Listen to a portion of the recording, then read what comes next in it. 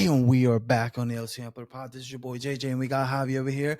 Before I go ahead and start saying anything, go Broncos. We're about to get this dub later on today. Oh my God. Let's get it. But anyways, man, don't forget to like, subscribe, comment for the algorithm, and then, hey, sign up for the memberships. But anyways, today we're going to be coming to you guys with the NXT what is it called? Deadline?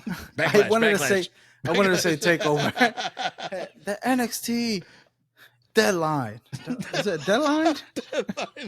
What the fuck Bro, is it? Yeah, it is Deadline. All right, bet. All right, NXT Deadline with all the results and things like that happen in our reviews. Hey, man. Whoop that trick. Whoop. No. Oh, God. All right, anyways, take it away, bro. Sorry. Like, he gets me hyped.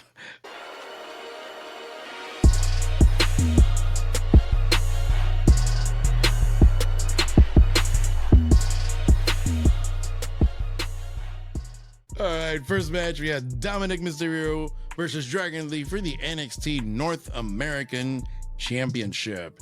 And we had Rey Mysterio be on Dragon Lee's corner, he was actually around. Technically, commentator table. That's the weirdest corner I've ever seen. I've only seen that in heels, where they're like, just talking shit or whatever. Rey Mysterio he's like, nah, I'm out. Bye. I just want to. But he was legit talking shit. Like, to his own son. Bad father. He's a bad father. No, I'm joking, but that's fine. Yeah, but it seems like Dominic and Lee, it's cool because they're putting here like they generally hate each other. And I doubt that it's for real, but in storyline, it works perfectly because you could almost see Dragon Lee being the son that Rey never had, comparing it to Dom. So it makes perfect sense. It's it's like almost like poetry. It rhymes, like George Lucas would say. So that was actually pretty good. Another thing I was gonna say is that Dominic has improved his in-ring quite a bit since he started because he was terrible. I'm not saying that he's good by any means. I'm not saying that he's Daniel Bryan in the ring or Ilya. Dominic. Oh, Dragon Lee, we know he's good, but Dominic has improved a lot. You can tell that he's more of a ring general. He's slowing the pace, like but it's good because I know if he was like in New Japan or AEW, he'd probably get lost in the shuffle. But with here in WWE, he can actually slow down and tell the story. Which is what he's still about in the ring. I'm sorry. He's still a bum, but he's not as bad as he used to be. Like now his style makes sense. Yeah. And that's what I mean more than anything. It's not that he's great. It's not that he's ever going to be great. He just got the heel. He got it down. Yeah. It's a WWE style. And you saw what happened tonight. Whenever there's no Judgment Day, Dominic is taking an L. Oh yeah, that's for sure. Well, even when they're there, because the other day he took an L with JD McNugget. So. Yeah, but those don't count. Like realistically, like towards the championship reign. That's what I mean. So yeah. But anyways, I was happy that we got a new North American champion, and it was great. Dragon Lee deserved it. Honestly, this pay-per-view is what I wish that I could feel every pay-per-view that I watch. That, you're gonna have the okay, the okay matches and things like that and good matches, but you're gonna have some wild spots, and I feel like there was a lot of wild spots in this match. But then also the unpredictability that it had. You know what I mean? Like you saw me celebrating like whenever Dragon Lee won. I don't know why I was gonna say Lexus King. Dragon Lee won. So yeah, I was legit. Yeah, I was legit happy. You know what I mean? Because like it's a good change. I think it works. And then you could potentially put the wrinkle in of Dominic Mysterio losing the champion and putting that into the Judgment Day. Also, you could use. So now let's see what Mommy's gonna say on Monday. Yeah, that's gonna be interesting. So it kind of like continues the storyline in the long run. You know what I mean?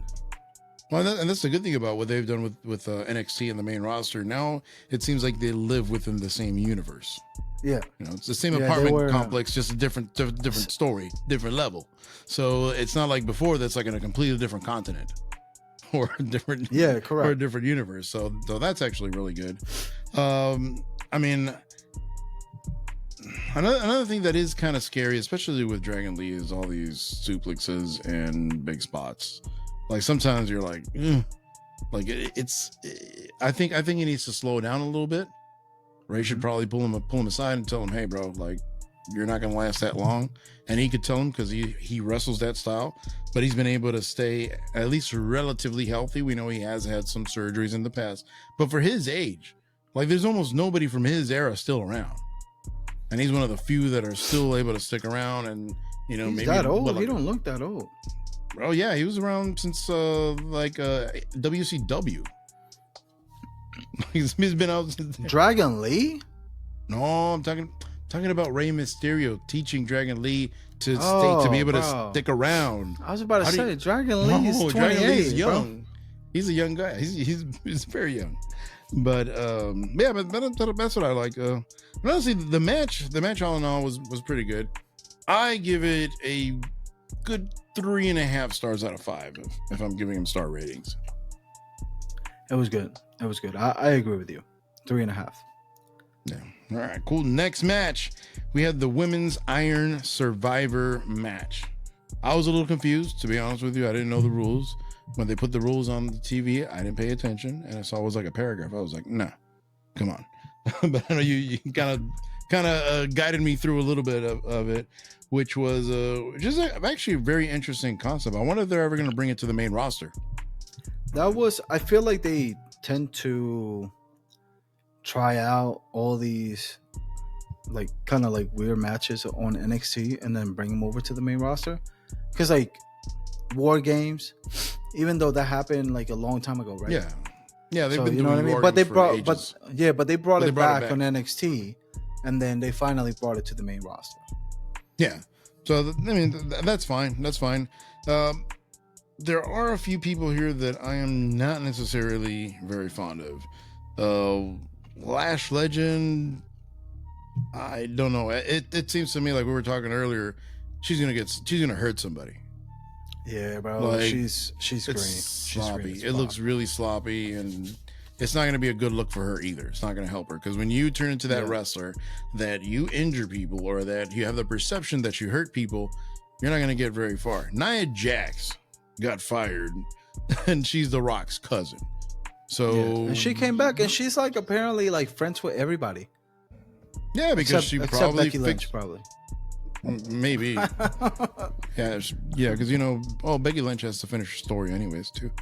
But that is a thing.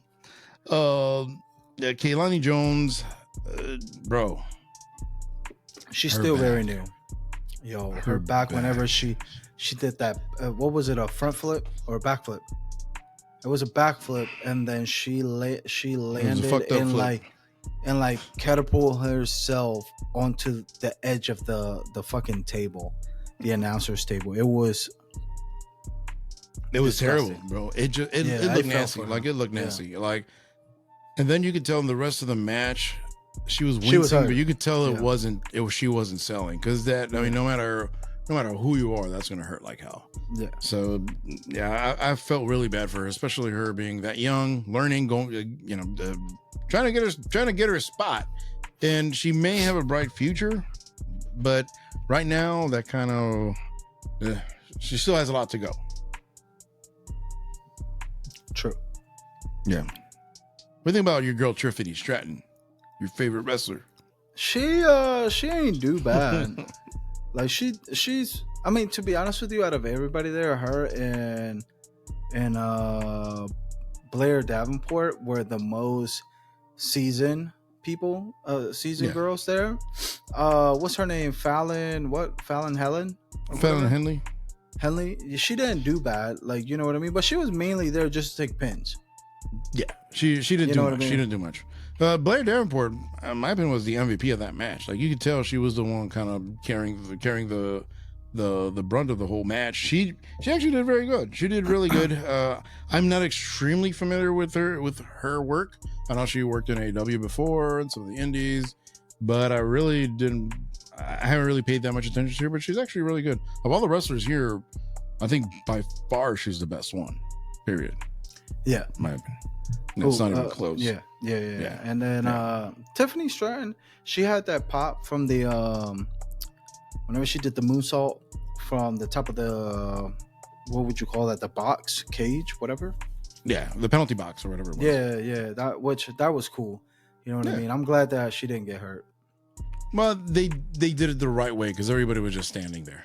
the famous spot that I can't stand. Yeah, at least it wasn't like AEW, like somebody's just waiting and then they break their leg or some shit. And they break their ankle. Yeah, bro. I'm like, how the fuck does that Concussion. happen? Like WWE has done that spot so many times and nobody has ever gotten hurt. Well, because there's like 30 people waiting. But it's like, bro, like, come on, how did you? Well, they're bigger people too.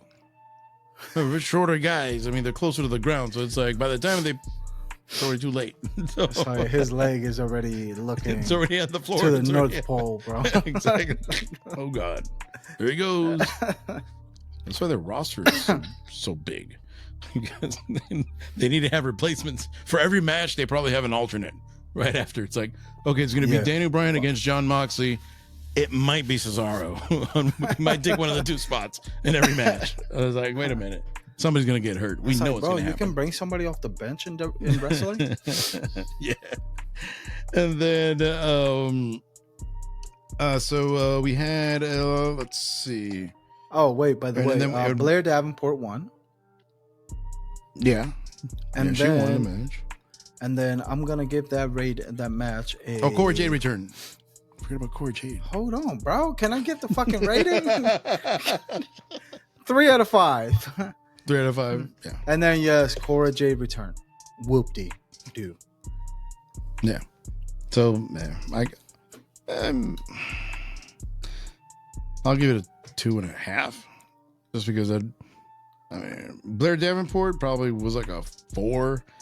Everybody else was. Yo, that what was it? Was it a German suplex that she did to Kiana James? I don't remember from the that turnbuckle, spot. Bro. I don't remember that spot. Kiana James not Kiana James. God, what the fuck is her name, dude? These names are Kalani Jones. They're all like these almost names are a little same. hard to say. They're kind of hard to say. Yeah. So Kalani Jones, like, she almost got injured for the second time in this match because of that move, bro. Like, she was like maybe this close to her neck just hitting like the fucking the ring. Like, you know, Bro, tomorrow Kalani Jones announces her retirement from professional wrestling and for anything physical, period. She's like, fuck it, I'm done. She's gonna turn I want to work behind a desk. No, she's gonna work behind a desk somewhere. She's gonna work remotely at home. Exactly. Just taking calls away from people. Just no. No yeah, she's like, But so that's good. This other girl, Fallon Henley, I didn't know her either. I had no idea who she was, but she did pretty decent in my opinion. She may actually get pushed, so let's see what happens. All right, so next match. It was kind of a weird blood feud. What's the reason? Can you give me a little bit of more backstory on this match? Because I really have no idea why they're fighting. Lexis King versus Carmelo Hayes. Yeah. Because somebody attacked Trick Williams. Okay. And then everybody and their mother, apparently Lexis King, was saying that it was Carmelo Hayes. And for some apparent reason, Trick Williams believed it because of there was some proof or whatever that it looked like it was Carmelo. And pretty much that was it. That's weak. For being such a high profile type of match. Yeah. And then apparently, well, hold on, we'll get there. But the match was whack. Like, realistically, like, if this wasn't the worst match of the night, I think there was another match that could qualify for the worst match of the night. You know what I mean? They're neck and neck. Yeah, but this one was like, you can expect so much from Carmelo, but like, because of all his banger matches that he's had. But bro, this was botch city, like, everywhere. Yeah, it seems like they don't have any chemistry in the ring. Yeah, and I don't know, and I don't know if it was Carmelo Hayes' fault. I don't want to think that it was because of his track record. You know what I mean? I think it was more like Lexis King. Well, it's probably both. It's kind of like what we've seen in the past, where like I don't know if you remember a few years back when they were talking about Nakamura against AJ Styles. Everybody's like, that match should happen. That match should happen. That match should happen. Then when they put it on TV, it's like, oh, it's not the same. Okay, it didn't work. So it could be one of those things too, where especially Carmelo's really good, but you know, Lexus is starting, and his school was basically AEW. So, you know, take it for what it's worth. And honestly, I think that Carmelo's great, but it just, for whatever reason, they don't mesh well. Like, it just didn't flow. Yeah. And seeing that, I don't think they should have ever had such a big match. Or if they were going to have it, have them have more matches in, you know, regular NXT programming, and then have him like a blowout match or whatever it is at the very end, like you know, a takeover or something like that. That spot that when Lexus King went for the chop outside of the ring and his hand ended up hitting the turnbuckle. It hurt. I think it did hurt because Carmelo had a smirk in his face, like when he was, it was like, and that's why you're saying that they didn't like each other. He's like, yeah. Bro, I think they were hitting each other for real, like at some point. Yeah, possibly. I'm gonna give this match a 2. Yeah, I give it a 1.5, and that's being at the end of this match. You ended up having Lexus King taking the ring. I mean, taking the ring, taking the mic, and then also saying like, "Oh, Carmelo won." Also saying that, oh, it wasn't me that did it, it was somebody else, blah blah blah, and that was. But then why didn't he say, hey, and then they cut Carmelo it off or something? It just, and it was like, it was somebody else. It was like the randomest thing, because Carmelo was walking back to the ring, but then Lexus King stops talking, and then his music goes off. Lexus King's music goes off, and then Carmelo starts walking back away to the back. I'm just like, what? Yeah, that was kind of weird. Actually, the whole ending. Actually, the matches here, the endings were kind of botchy, kind of weird. Yeah. But anyways, we had also the men's Iron Survivor match. It was Dijak, Trick Williams, Josh Briggs, which I had no idea who he was. Tyler Bates and Braun Breaker. Then again, it was the same Iron Survivor match, which has an interesting format, which has a million instructions, but I guess the million instructions is 2 people start. Every 5 minutes, somebody comes out. Whoever wins, the winner is whoever has the most pins by the end of the 25-minute mark. And then whoever gets pinned has to go inside a penalty box for 90 seconds. This sounds almost as complicated as something TNA would have done back in the day. For real, that's what it sounds like. It's like when they did the reverse Royal Rumble. It's like, what? Why are you doing that? Whenever in real life, it's like, kind of like the same thing, realistically. Yeah. So, but they're just the other way around. They go into the ring. It's like, okay, right to the ring. The whole idea is to make it. But anyways. What was I going to say? This match was entertaining, man. A lot of hard-hitting spots. Dijak looked great, I feel. Tyler Bates looked great. The only one that looked lost was the generic 2K WWE wrestler from SmackDown versus Raw. What's his name? Briggs? Josh Briggs. Josh Briggs. He looked generic as fuck out there. He was there to take the pins, like literally. And he looks like some of the cops around my close to my house. Yeah, like honestly, like he had a couple cool spots, like the double choke slam or whatever. That was cool. You know what I mean? But like realistically, like we've seen that a million times. Like the guy is green. He needs more time. More character. That's why they probably put him in this match because they might see some potential in him, and they're like, let's put him in this 5-man match. At least we can hide him a little bit, so he doesn't have to do that much either. Because I don't think he could do a main event. Like even a regular 15-20 minute match. Not good. But he in a match had a like match this, with Carmelo Hayes. Whoever will win was gonna be in this Iron Man Survivor match. So yeah, but Carmelo Hayes ended up losing because Lexis King got involved. Okay. But was it a good match per se, or was it just like a short match? It was a good match in terms of Carmelo Hayes was obviously carrying. You know what I mean? Okay, that makes sense. Yeah. All right. So then we had. Wait, honestly, time out, bro. What? I was going to talk about Tyler Bate. Oh, okay, my fault. I thought you were moving on. No. Tyler Bate, like, bro, this guy is legit. Like, this guy's so good. He's so tiny. That's true. I'm taller. A lot of these guys are, but that's fine. He looks him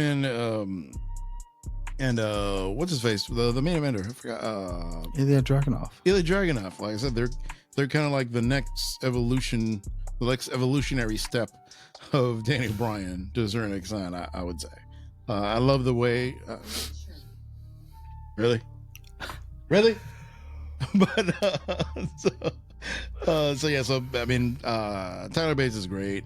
Love most of his spots. His selling is top notch, and apparently there's rumors that he may go to the main roster very soon. I hope so. I think he could do good. You know, they'll probably put him in a tag team with Butch, so they could go back to the. That would be crazy.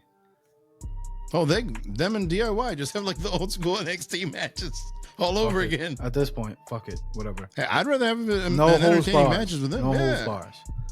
Well, you don't even need that. They could go. They just need to go. Just let them go for 20 minutes. Nah, I just want to see how Ciampa did to what's his name, to Gargano, like that he took off the cover of the ring, and then like he used it to DDT him. That was crazy. But anyways, this match, it was good, man. And then Braun Breaker, whenever he came out, he wrecked everybody. Literally within less of a minute, he ended up getting 3 pins. It was like 38 seconds, 3 pins. Yeah, It was crazy.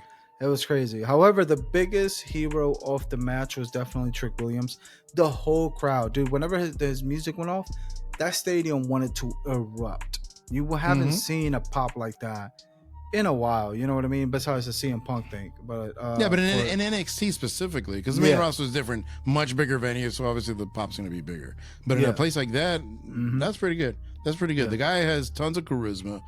Like I was telling you, he looks like a more athletic version of Booker T. Yeah, not as mean looking, but I think but he's really good, and you can tell he was partly trained by Booker T. He used to be in Booker T's league too, Reality Wrestling, which is really cool. Which I was able to take a picture with him. That's why we have that as the thumbnail. Let's go. But I hope so. but yeah, man. Honestly, like I wanted Trick Williams to win from the very beginning, and dude, like I was very surprised on how they pulled that off. Like in the last 2 minutes that he was able to get 4 pins. Yeah. And so let me. All right. So I was gonna tell you this while we were watching the show, but I wanted to wait until the show until we started recording. My prediction is I'm gonna say 3 years. We're gonna look back at this video, and you're gonna be like, "Damn, JJ, you were right. You predicted this shit." Trick Williams is going to be the biggest baby face in the company. Yeah, I can see that. In 3 years. I can see him main eventing WrestleMania. And right now... Unfortunately, Carmelo Hayes won't. Yeah. And hopefully he will. Hopefully he will, but... As a tag team. I don't know. But right now, this man has suffered more in one match than Cody Rhodes has done his whole WWE career. That's a fact. Like WWE return career. You know what I mean? Yep. Like this man took, 3 pins or something like that. He took a spear through the barricade. He like the man went through hell and back, bro. He and then told the story in 25 minutes. And the not like Cody that's been trying to tell his story for like 3 years already. And the great thing was that he didn't win. Like the first 3 pins were roll-ups. Were like super quick pins, which I love it because it kind of like adds to the edge of like, oh my god, like is it possible? Not like anything can happen. I mean? And it's like, more realistic too. Yeah, not like 50 Cody cutters, and then you know what I mean. And then to the end, they still had you with like, oh my god, Braun Breaker's the last guy. Like Braun Breaker could win, like you know what I mean, with the camera angle and everything. Like Braun Breaker could win, and then he turns it into his finisher with the knee to the face. Yep. Fucking picture perfect. Knees to faces. Yeah.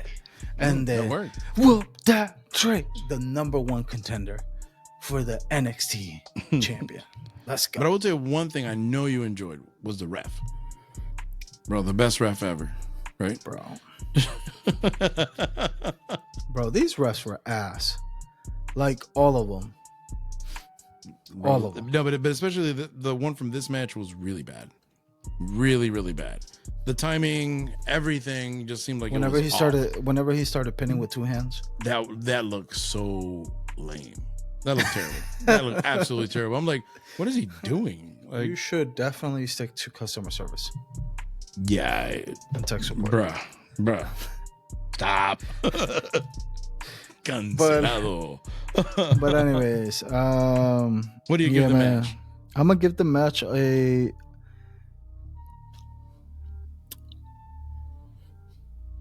I'm gonna give it a 4 out of 5. Damn it! I was thinking the same exact thing. Why are you giving it a 4 out of 5? Because it had a lot of good spots, man. The only downfall was kind of like Josh Briggs, but other than that, he kind of like hung with everybody, and he kind of like hid in the places where you like you said. But like it was fun, man. Like it kind of got to the point where it's like, fuck, Trick Williams is not gonna win. And then he pulled the unthinkable. You know what I mean? So like I want to give it a 5 out of 5, like low key, just because Trick Williams won, and like that got me really excited. But there was another match that was, you know what? I'm changing my rating. 5 out of 5. 5 out of 5. No, I'm actually giving it a 4 out of 5 because realistically, you know, looking at the execution and everything, I can't say that everything was perfect. Like a 5 out of 5 would have been basically like a perfect match. But I don't think this is a perfect match in any way, shape. In any way or shape. I don't think you can have a perfect match whenever you have no, but yeah. No, I know, and it's really hard. Plus the fact we're dealing with younger guys, with people that are not super experienced, so I understand, and I'll cut them some slack. If it would have been on the main roster, I probably would have given it like a 3 if this would have been on the main roster. Now, the one thing I liked was, like I said earlier, was they were able to tell a story with Trick Williams in only 25 minutes. They were able to do more with Trick Williams in 25 minutes than they've been able to do with Cody Rhodes for 2 years and a half. That's basically it. He suffered more, and he overcame all the obstacles, and he beat the biggest bum of them all, and he beat the biggest, baddest one of them all in one match. He suffered, and he celebrated. He looked did like the perfect pin baby everybody. face. He did pin every single person. Yes. Yeah. And that's why you point that out. So you basically had 5 matches in one, and Trick Williams was on to carry the whole match. And I do like the aspect of this match too, because you have that 1 minute and a half that they have to go to the box. That's actually a perfect rest spot for them. Like, it's perfect because they get a little breather, right?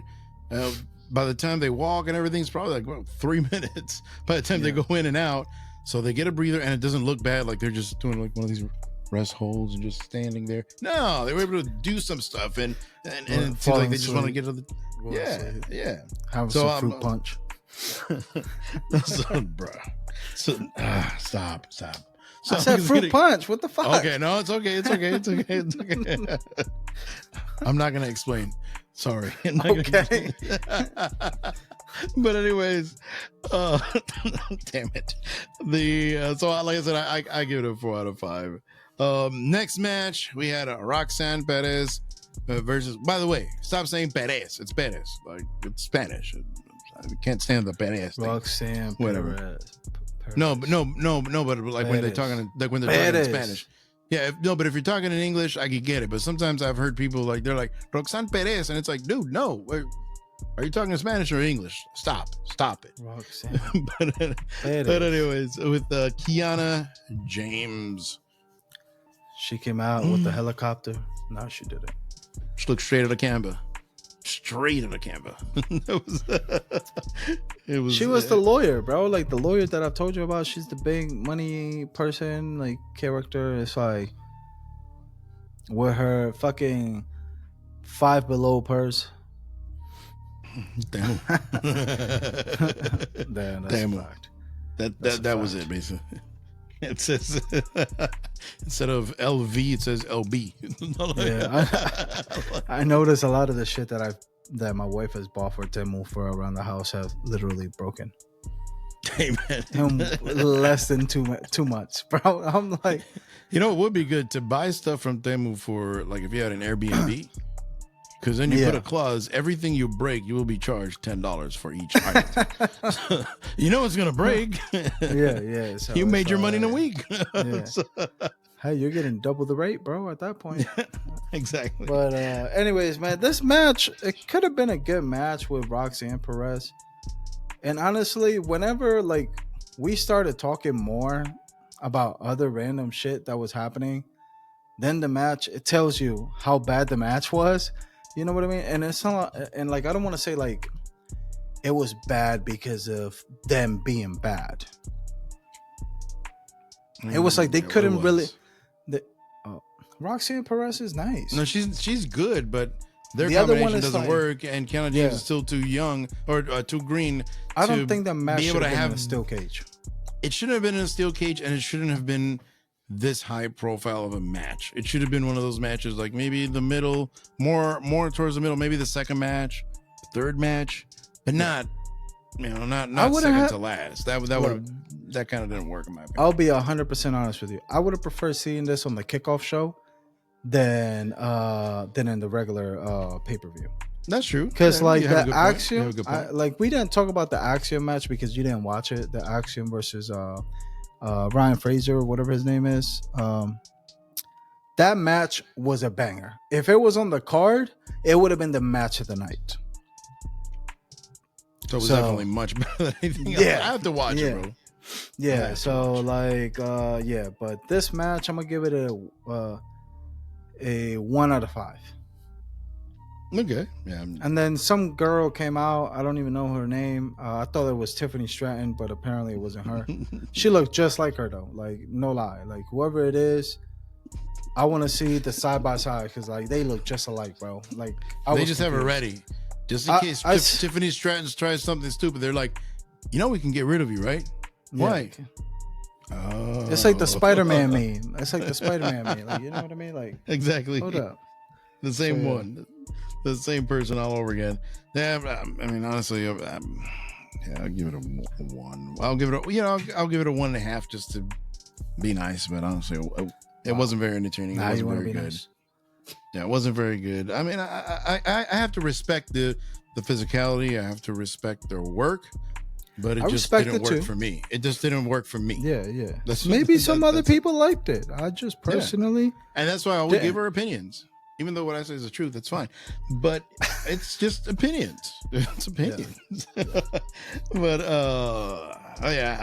then the last match we had Baron Corbin versus Ilya Dragunov, or Corning, according to your notes, but that's fine. Bro, I'm sorry. Bro, your autocorrect autocorrect is just has perfect. a fire entrance. And I feel like his entrance changes every time that he comes out. And honestly, I'm really liking this Baron Corbin. Yeah. He was the ring general in this match. They had a banger of a match. I fucking hated the ending. Yeah. Like if the ending would have never went that way, it would have been match of the night. Everything was perfect until the end. I think until the power bomb. Do you think they were tired or something? Because it just seemed like they were getting sloppy at the very end of the match. I don't know. I kind of want to blame it on Ilya because like it just felt like Ilya was trying to do too much. Yeah, and Baron's probably trying to like hold him up, like, all right, young buck, hold it, relax. Hold it. Yeah, relax. Leave the lines for later, but like, that's why you have him there, which is a good thing. You have an experienced guy. I think he had the most matches last year of all of WWE, of all his matches combined between live shows, pay-per-views, Raw, SmackDowns, and everything. So he knows the ropes. He knows how to. He knows about the WWE style. He trained in NXT. So he became what it is to be a WWE wrestler. It's kind of like Miz. They're people that you can have around because they can teach these younger guys how to work that style. One thing is the indies where you're flipping around, and one thing is telling a story, which is what some people don't like. They're like, oh my God, it's not true wrestling, whatever it is. No, true wrestling has always been about the emotions since it started, since it was in the Carney days. And I have to give Baron Corbin a lot of props. Like, we love Ilya. We know what he can bring to the table and things like that. I feel like this was one of his weakest matches.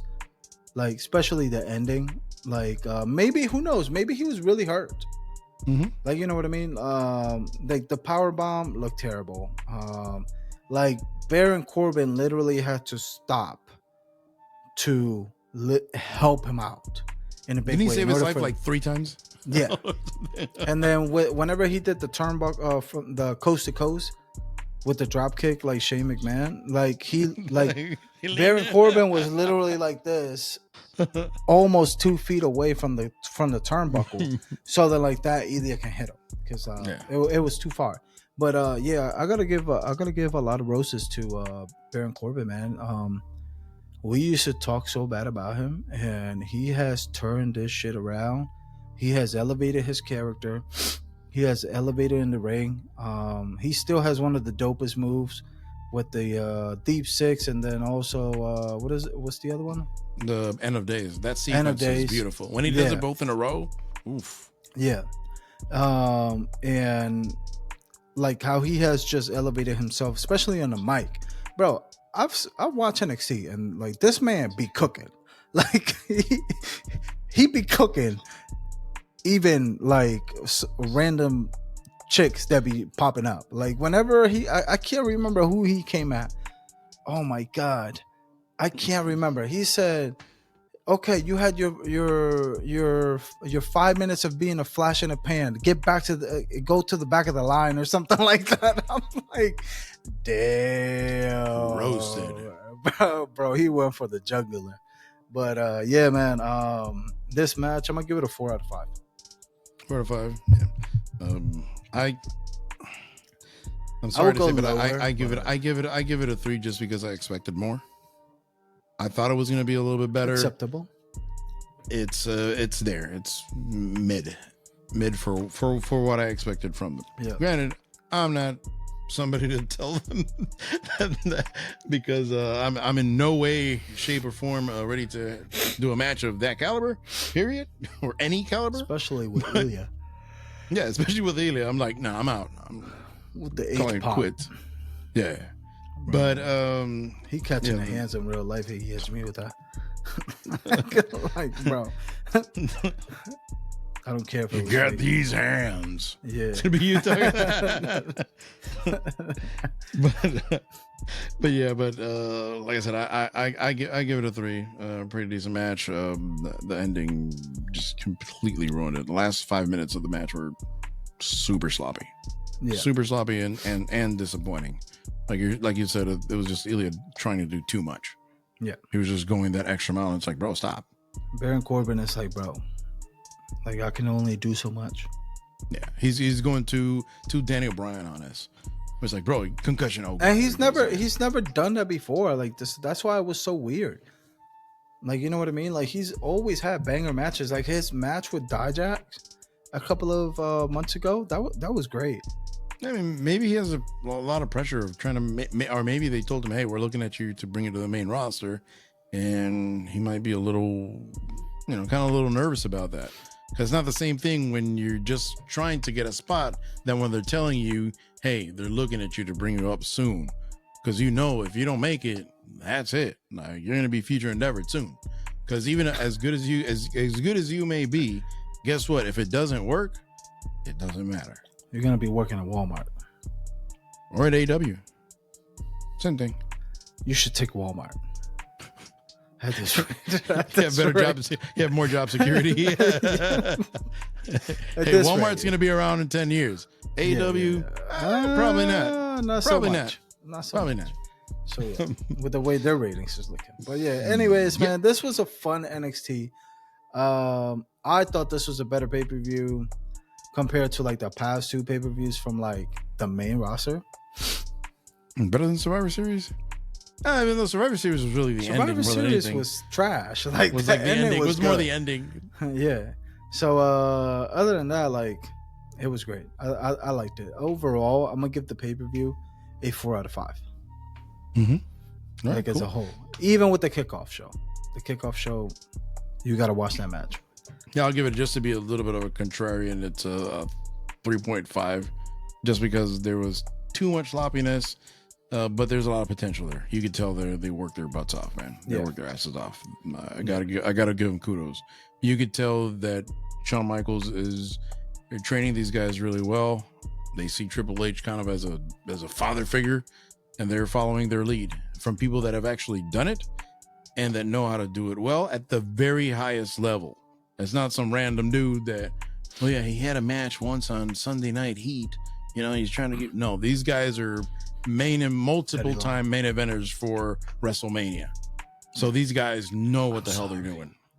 I'm sorry, I love you. The best moment ever in WrestleMania, in my opinion. At least the most emotional. Yeah. But anyways, all right, guys. So as always, just remember to like and subscribe. Oh, and by the way, keep on voting. Keep on voting for the polls for the award show. Yeah. And before you guys go, whoop that trick. Oh God, no. Bye. Jelly.